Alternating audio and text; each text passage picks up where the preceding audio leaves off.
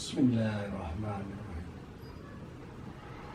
Assalamualaikum warahmatullahi wabarakatuh. Apa kabar para sahabat saya semua, penonton YouTube yang saya hormati dan banggakan.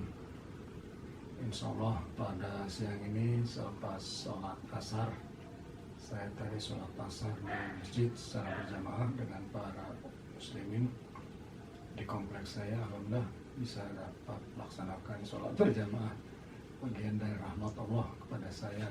Insya Allah saya doakan para sahabat semua pada hari ini masih diberi kesehatan, masih diberi umur yang bermanfaat buat menjalani kehidupan dengan baik bersama keluarganya ya. Insya Allah mudah-mudahan berkah ya, dan diberikan rezeki yang cukup, malah banyak tapi halal, untuk dapat menjalani kehidupan ini dengan penuh cinta kepada Rasulullah SAW dan taat kepada Allah Subhanahu wa Ta'ala. Saya akan membaca buku saya.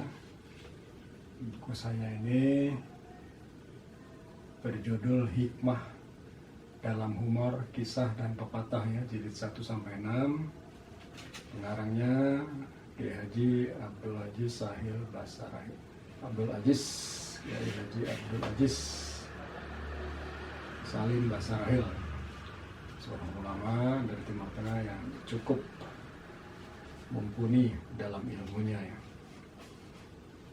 Pada judul yang pertama ini saya melihat satu judul di atas adalah Rahmat Allah. Judulnya Rahmat Allah. Rahmat Allah Subhanahu wa Ta'ala kepada para hambanya tidak dibatasi oleh situasi maupun kondisi, dan ia telah diperoleh para nabi. Satu, rahmat Allah ya, diperoleh para nabi. Yang pertama adalah Nabi Ibrahim. Nabi Ibrahim alaihissalam ketika dia dilempar ke api untuk dibakar, dan api tidak dapat membakarnya. Itu karena Allah memberikan rahmat kepada Nabi Ibrahim. Selamat ya, diselamatkan. Itu adalah bagian dari rahmat Allah. Yang kedua diperoleh oleh Nabi Yusuf alaihissalam.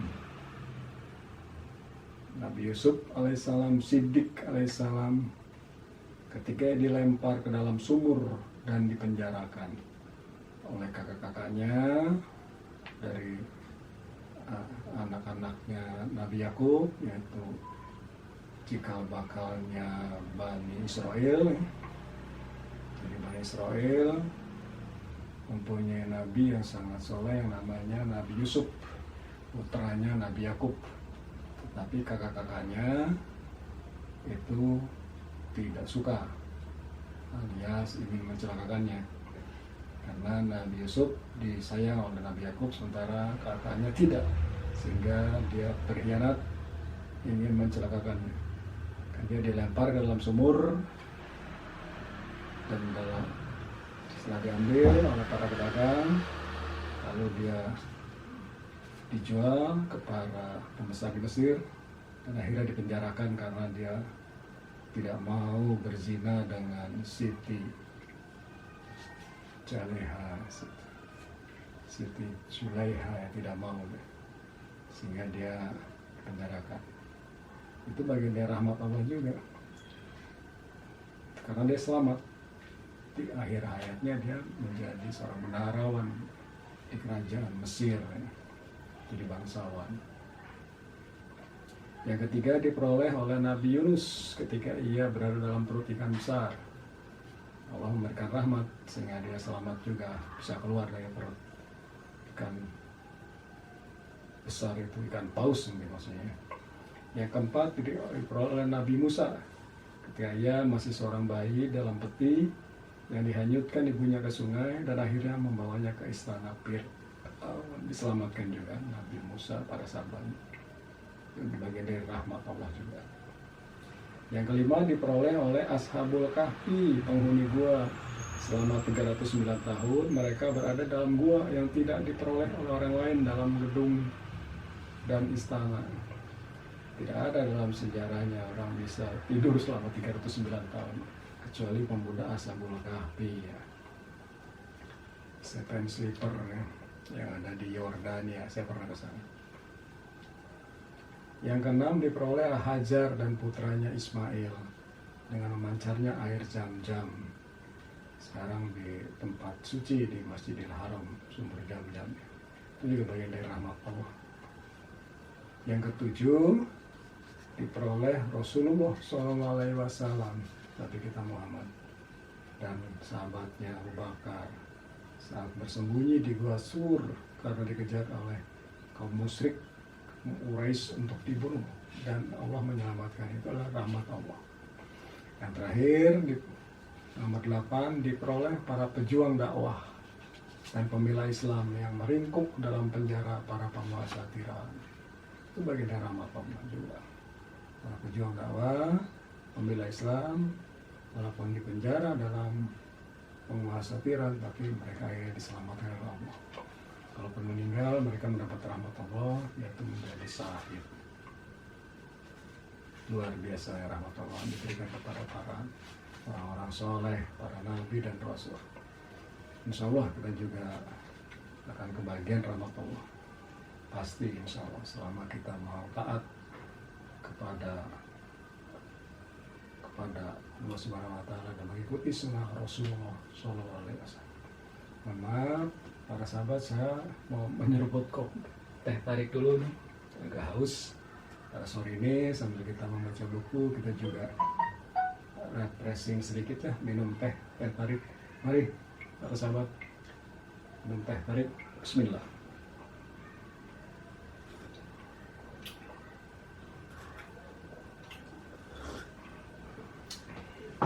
Alhamdulillah, nikmat ya Allah, nikmat sekali para sahabat.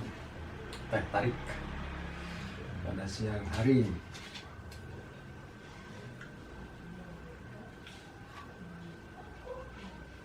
Anugerah Allah. Yang selanjutnya ada topik berjudul Anugerah Allah. Aisyah radhiyallahu anha berkata, ini adalah istri dari Rasulullah Muhammad SAW. Kata beliau, aku diberi oleh Allah 9 perkara yang tidak diberikannya kepada wanita lain. Masalah anugerah. Jibril turun, nomor 1, Jibril turun dengan membawa potretku pada tapak tangannya ketika mendatangi Rasulullah Sallallahu Alaihi Wasallam dan menyuruhku mengawiniku. Jibril turun dengan membawa potretku pada tapak tangannya ketika mendatangi Rasulullah. Jadi Rasulullah itu menikah dengan Siti Aisyah antara Jibril yang membawa potretnya. Yang kedua, Nabi SAW mengawini aku yang masih gadis dan tidak ada wanita lain yang dikawininya dalam keadaan masih gadis. Hanya Siti Aisyah yang masih perawan ya, masih gadis yang dinikahi Rasulullah SAW. Selainnya adalah para janda ya. Siti Khadijah janda, dan yang lainnya janda-janda yang ditinggalkan mati oleh para pejuang, sehingga Nabi mengambil istri dan mengurus anak-anak yatimnya. Yang ketiga, Nabi SAW wafat dengan kepala beliau di pangkuanku. Ini kata Siti Aisyah. Itu ada anugerah Allah juga, yang sangat terhormat, sangat istimewa, meninggal dalam pangkuan istrinya Siti Aisyah. Yang keempat, kata Siti Aisyah selanjutnya, Nabi SAW dimakamkan di rumahku, di rumah Siti Aisyah. Kalau sekarang itu di dalam Masjid Nabawi ya di Madinah, rumah Siti Aisyah, rumah Nabi ya. Yang kelima, sering datang wahyu kepada Nabi SAW dan aku sedang berselimut di ranjangku. Jadi wahyu datang kepada Nabi dan Siti Aisyah saat itu masih berselimut di tempat tidurnya. Yang keenam, aku putri khalifah dan kawan Rasulullah. Dadah, assalamualaikum, cucu. Mau ngeliat. Nanti ya, kakek mau ini dulu sebentar. Nanti kesini nanti. Bentar lagi ya. Maaf, ini ada cucu yang datang ingin minta digendong. Mohon maaf pada pemirsa semuanya, mohon maaf. Aku Putri Khalifah dan kawan Rasulullah. Jadi Siti Aisyah itu adalah putrinya Abu Bakar Siddiq, seorang khalifah. Nomor 7, pembebasanku dari tuduhan yang keji turun dari langit. Karena Siti Aisyah pernah difitnah. Ya, siapa di bawah? Fitnah dengan keji oleh orang yang tidak tahu, tapi ada pembelaan dari Allah Subhanahu wa taala bahwa dia tetap masih suci, tidak seperti yang difitnahkan. Nomor 8, aku diciptakan baik dalam keluarga yang baik dan untuk orang-orang yang baik. Siti Aisyah itu diciptakan dari orang baik, dalam keluarga yang baik, dan untuk orang-orang yang baik. Terakhir 9, kata Siti Aisyah radhiyallahu an, aku dijanjikan oleh Allah pengampunan dan rezeki yang mulia, yaitu surga atau jannah. Masya Allah. Siti Aisyah sebagai istri dari Rasulullah Muhammad SAW adalah anugerahnya ada 8 macam ya.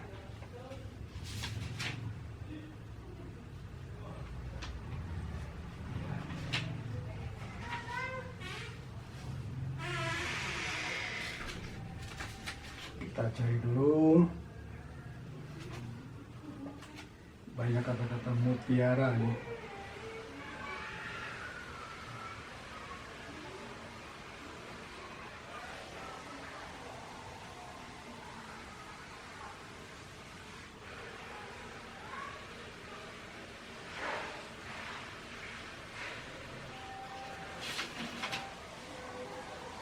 Memperoleh hikmah, judulnya memperoleh hikmah.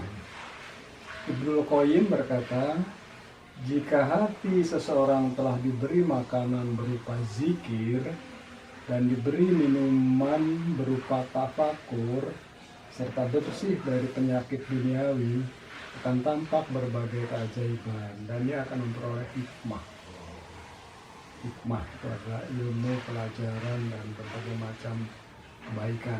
Jadi saya ulangi, Ibnul Qayyim berkata, jika hati seseorang telah diberi makanan berupa zikir, hati seorang diberi makanannya zikir dan diberi minuman berupa tafakur serta bersih dari penyakit duniawi, akan tampak berbagai keajaiban dan dia akan memperoleh hikmah.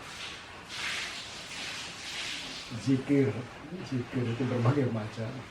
Tafakur, mentafakuri, melakukan pemikiran, bertafakur, merenung, dan dia bersih dari penyakit duniawi yang tidak diridhoi Allah. Itulah hikmah dari orang-orang yang diberi makanan zikir, diberi minuman tafakur, dan bersih dari penyakit duniawi. Dia akan memperoleh hikmah dalam hidupnya.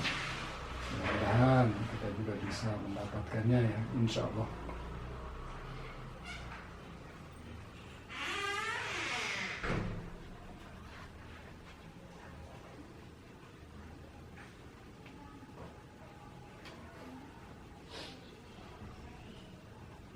Ini ada tulisan hamba, kata mutiara.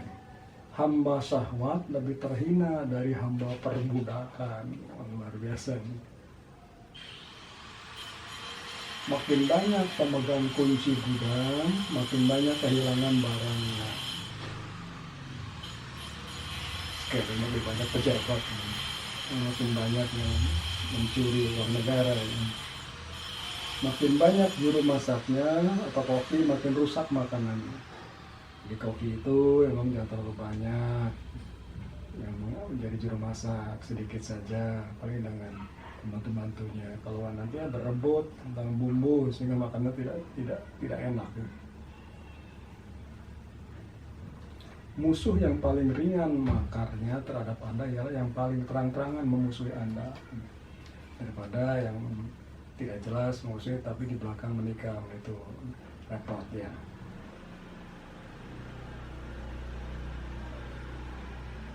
cinta asmara adalah suatu kelelahan yang kebetulan berjumpa dengan hati yang kosong.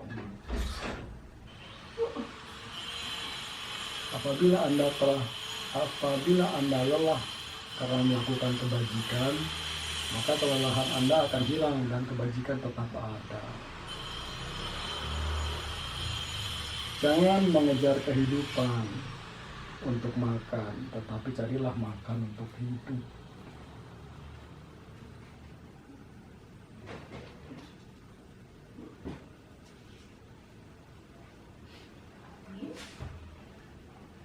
Bergaulah dengan manusia dengan baik, sehingga kalau Anda wafat, mereka tangisi, dan kalau hidup, mereka selalu merindukan Anda.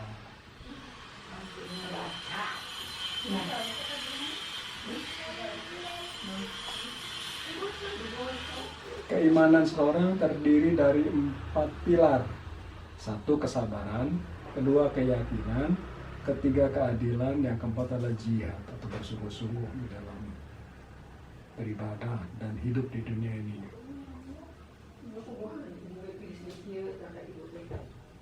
Orang kaya di negeri asing tetap akan merasa seperti di negerinya sendiri. Tetapi orang yang melarat di negerinya sendiri akan merasa seperti negeri asing. Harta adalah alat untuk pelampiasan syahwat. Orang kaya yang paling banyak menyumbar syahwatnya buat orang kaya yang tidak beriman.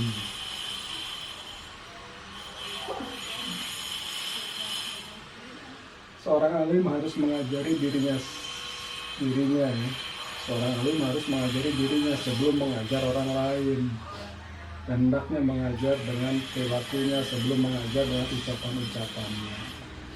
Ini yang sangat perlu ya buat orang-orang yang merasa alim. Orang yang mengajar dan mendidik dirinya lebih pantas dihormati daripada orang yang mengajar dan mendidik orang lain. Itu barangkali para sahabat semua yang bisa saya bacakan dari buku yang saya baca ini, karangan Abdul Aziz Salim Basarahil. Mudah-mudahan bisa memberikan manfaat isinya dan menjadi perenungan kita bersama untuk bisa hidup lebih baik lagi ke depannya. Maaf kalau ada kata-kata yang tidak pas. Terima kasih. Assalamualaikum warahmatullahi wabarakatuh. Salam.